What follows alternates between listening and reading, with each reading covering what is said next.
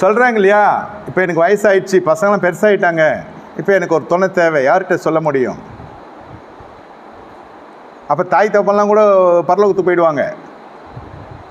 பிள்ளைகள் தான் மிகப்பெரிய ஃபோக்கஸ்.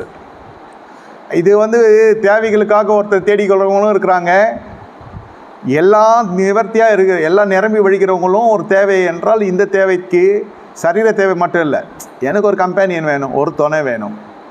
கல்யாணம் ஊரறிஞ்சு பண்ண முடியுமா? பிள்ளைங்களாம் காலேஜுக்கு போகுது.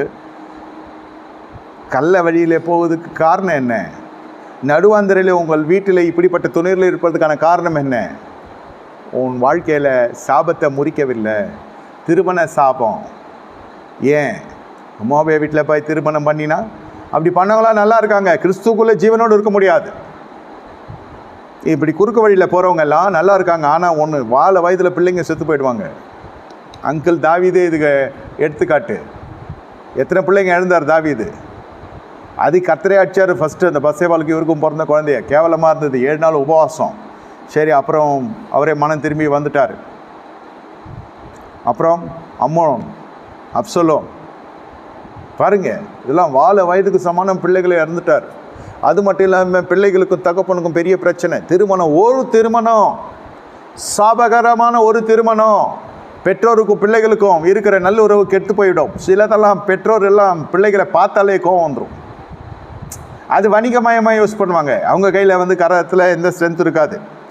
அதாவது நான் சொல்ல வர்றது சத்தியம் என்னென்னா, நீங்கள் உங்கள் சிலுவையை நீங்கள் சுமக்க கற்றுக்கணும். உங்களுக்கு கர்த்தருக்கு பயப்படுற பயம் தான் கடைசி வரைக்கும் உங்கள் கருத்தில் காசு இருக்கும். இதில் அரசு வேலை இல்லை, எனக்கு பென்ஷன் இல்லை, எனக்கு சொந்த வீடு இல்லை. இவ்வளோ நாள் என்ன பண்ணிகிட்டு இருந்தேன்? அவன் மந்திரம் பண்ணிட்டான் எனக்கு. இது சொல்கிறதுக்கு தான் 20 வருஷம் ஆவிக்குரிய சபைக்கு சில பேர் போவாங்க. உங்களுக்கு கர்த்தருக்கு பயப்படுற பயம் இருந்துச்சுன்னா உங்கள் கையின் பிரயாசம் ஆசீர்வதிக்கப்படும். மழை தண்ணி மேலே படாமல் யாரும் வாழ்ந்தது கிடையாது. எந்த பயிருமே மழை தண்ணி படாமல் வாழ்ந்தது கிடையாது. மழையால் அழிந்த பயிர்களும் உண்டு. அது மாதிரி தான் நம்முடைய பொருளாதாரமும். பொருளாதாரம் எல்லாம் நீங்கள் வாழவே முடியாது. ஆனால் அதனோட ரகசியம் என்ன? தேவ பயம் இருக்கணும்.